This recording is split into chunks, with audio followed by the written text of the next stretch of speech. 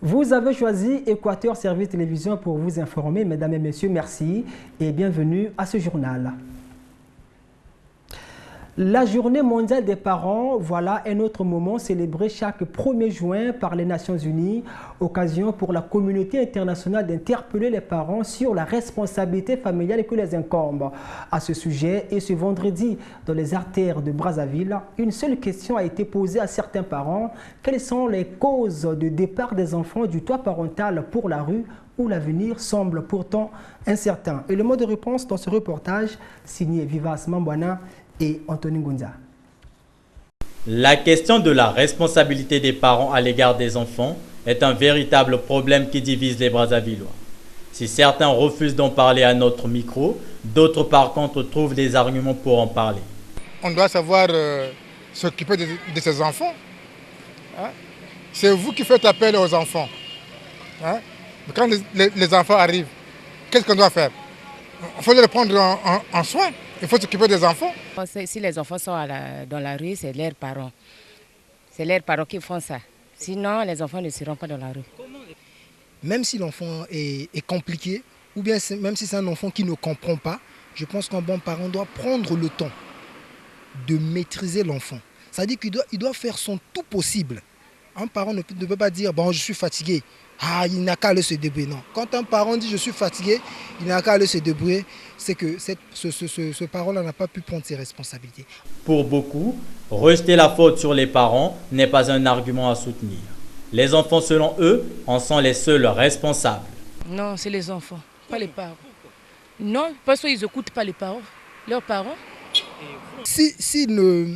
Il n'a pas pu capter les conseils de ses parents, dans ce cas, il n'a qu'à se débrouiller. S'il a pu capter cela, vous verrez qu'il y a d'autres enfants qui disent ah, mais grâce à mon père, sinon j'allais devenir comme ça, grâce à ma mère, sinon j'allais devenir comme ça. Et l'enfant revient à sa conscience. Ces Brazzavillois ne manquent pas de faire quelques suggestions, aussi bien aux parents qu'aux enfants qui sont confrontés aux situations évoquées. Nous les parents, nous devons surveiller les enfants, leur donner des heures de rentrer à la maison. Et puis en dehors de ça, nous devons les occuper par des activités éducatives. Chaque fois que vous croiserez un enfant qui est dans la rue, je pense qu'il faut s'arranger d'abord à le donner cette affection. Parce que c'est quelqu'un qui a déjà perdu de l'affection d'abord familiale et parentale. Lui donner d'abord de l'affection et après avoir donné de l'affection, lui faire comprendre que là où tu te trouves, ce n'est pas vraiment le lieu qu'il fallait. Lui donner certaines réalités qu'il peut croiser et en ce net moment-là, il aura la capacité de comprendre que tiens, j'ai quand même quelqu'un qui veut m'adopter encore, s'il faut dire, et l'enfant peut revenir. La journée mondiale des parents a été instaurée en 2012 par les Nations Unies pour honorer le travail des parents du monde entier. L'actualité, c'est aussi la démission de Zinedine Zidane de son poste d'entraîneur du club espagnol de Real de Madrid. Cette annonce faite jeudi a provoqué une onde de choc dans le chef des supporters de ce club au niveau de Brazzaville. À ce sujet, quelques sportifs plutôt, ont réagi sur le départ inopiné de Zinedine Zidane de la tête du club le plus titré de l'histoire de la Ligue des Champions. Jude Moutali, Anthony Ngunza. 2 ans et demi, c'est en effet la durée de la lune de miel entre Zinedine Zidane en tant qu'entraîneur et le Real Madrid. Puisque 5 jours seulement après sa 3e victoire consécutive en Ligue des Champions, le technicien français annonce sa démission. Une annonce diversement interprétée par les Brazzavillois. C'est un entraîneur libre d'aller dans une autre... de démissionner d'une équipe et aller ailleurs. Bon, mais il a assez quand même soutenu l'équipe avec beaucoup de titres qu'ils ont remportés. Je crois que c'est tellement suffisant, c'est fait pour l'équipe là. C'était pas prévisible, il faut le dire, parce que après l'euphorie de cette 3e finale victorieuse d'affilée, c'est un peu inadéquat qu'un Zinedine Zidane, entraîneur du Real Madrid, puisse prendre, entre guillemets, je dis bien, la poudre d'escampette et s'en aller. Pour moi, le départ de Zidane vraiment va troubler l'effectif du Real. Franchement, ça nous a choqués, hein. Et surtout moi aussi, ça m'a choqué grave. Si certains Brazzavillois tentent de rechercher les causes de cette démission, d'autres par contre pensent que cette annonce est arrivée au bon moment. Oui, c'est l'a bien fait. Mais il a évité peut-être, devant peut-être y aura des défaites. Compte tenu des supporters, va le. Et comment jugez-vous ce match? Et je crois que Zidane, après avoir mal terminé sa carrière footballistique, c'est un grand joueur. Hein. Il a été un grand joueur, un joueur hors norme, comme on dit toujours. Mais hélas, il avait terminé sur un coup de tête, une expulsion. Vous voyez? Alors, donc Zidane avait pris la leçon. Et lorsqu'il a gagné ces 3 finales victorieuses de Ligue des Champions d'affilée, eh bien Zidane a préféré partir pour rehausser sa cote. Bon, moi je pense que c'est tout à fait normal parce que au départ, les fans ne voulaient plus de lui, l'équipe, même son équipe aussi. Bon, après avoir fait un bon travail, c'était mieux de quitter avant que ça soit trop tard. Oui, il est allé avec beaucoup d'honneur. C'est parce qu'en fait, vous savez, lorsque vous confiez la mission à quelqu'un, ce dernier sait à quoi dont il est en train de faire. Donnez-lui cette responsabilité, laissez-lui faire le travail. Vous savez qu'on lui a occasionné, je ne sais pas comment le dire, il y a eu beaucoup de choses, voilà, simplement parce que au niveau du championnat, les choses n'ont pas marché. Vous voyez, il a dit non.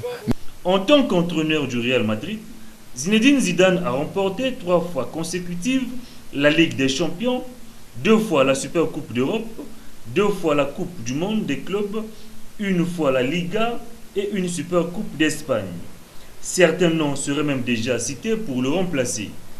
On parlerait de Guti, ancien joueur du Real Madrid, et de l'actuel entraîneur de Tottenham, Pochettino. Voilà, Zinedine Zidane est parti, mais le Real de Madrid reste encore. Toute autre chose à présent dans ce journal. Et en économie forestière, sachez qu'une feuille de route pour une foresterie participative en Afrique centrale a été validée ce jeudi à Brazzaville à l'issue d'un atelier organisé par le ministère de l'économie forestière, l'ONG Nature Plus et le FAO, Organisation des Nations Unies pour l'alimentation et l'agriculture. Notons que cette feuille de route a pour objectif de permettre une gestion durable des forêts de la sous-région Afrique centrale. Jimena Bongo, Anthony Ngondia pour le reportage. Cette feuille de route est un outil sur lequel les partenaires techniques et financiers devront s'appuyer pour plus de coordination et d'efficacité des dispositifs de soutien des États de la sous-région en ce qui concerne la gestion durable des forêts. Les populations locales et les peuples autochtones ont été mis en marge de la gestion durable des forêts depuis un certain temps.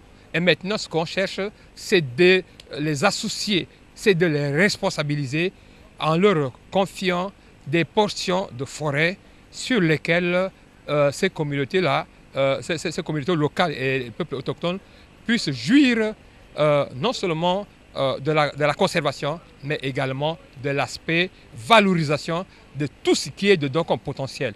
C'est pour cette raison qu'au lieu de parler des types de gestion communautaire, on parle maintenant de la foresterie participative qui englobe tous les types de gestion communautaire. Oui, nous, on a déjà fait la validation. Pour accompagner cette feuille de route, les participants ont formulé quelques recommandations, parmi lesquelles finaliser la feuille de route et la transmettre au ministre des pays de la sous-région. Restituer les conclusions de la consultation pendant la 18e réunion des partenaires du PFBC. Désignée ambassadrice de la feuille de route de Brazzaville par les participants, la ministre congolaise de l'économie forestière a dit compter sur les partenaires. Nous sommes conscients que le document obtenu à l'issue des présentes assises est constitué de nombreux défis à relever.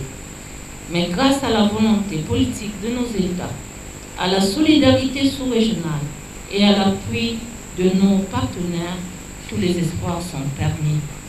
Cette feuille de route est dite de Brazzaville parce que l'idée de sa conception a été définie ici, dans la capitale congolaise. En santé, et nous vous le disions dans notre précédente édition, la fièvre hémorragique à virus Ebola continue de sévir en République démocratique du Congo et plus précisément dans les localités de Mbandaka et de Bikoro. La persistance de cette épidémie meurtrière inquiète de plus en plus les autorités sanitaires de la République du Congo. Jeudi dernier, elles ont échangé sur les mesures de riposte à prendre et partagé l'expérience avec certains pays qui ont déjà été pour une fois touchés par cette maladie, à l'instar de la Guinée équatoriale. Était de la partie l'Organisation mondiale de la santé. Reportage Marielle Bakatoula et Steven Ilinga. 3 jours durant, les membres du comité d'éthique et les autorités de réglementation échangeront sur les expériences et les actions planifiées par les pays voisins, développer des procédures opératoires standards de réponse avant, pendant et après les épidémies pour une meilleure procédure de riposte à Ebola.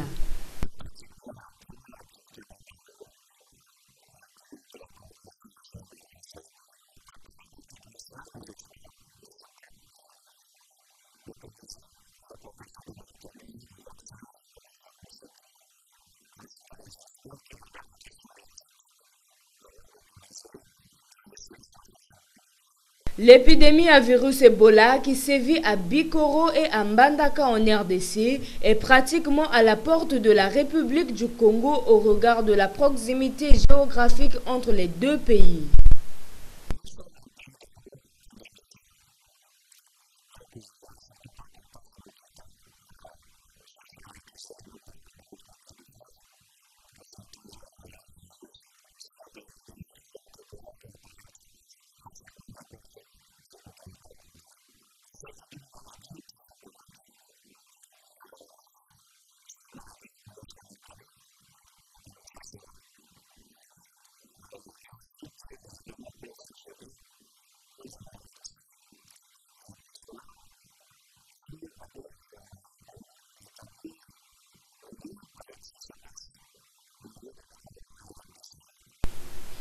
Devant cette inquiétude, la Coordination nationale de riposte à virus Ebola entend prendre toutes les précautions possibles afin d'épargner le Congo de cette maladie.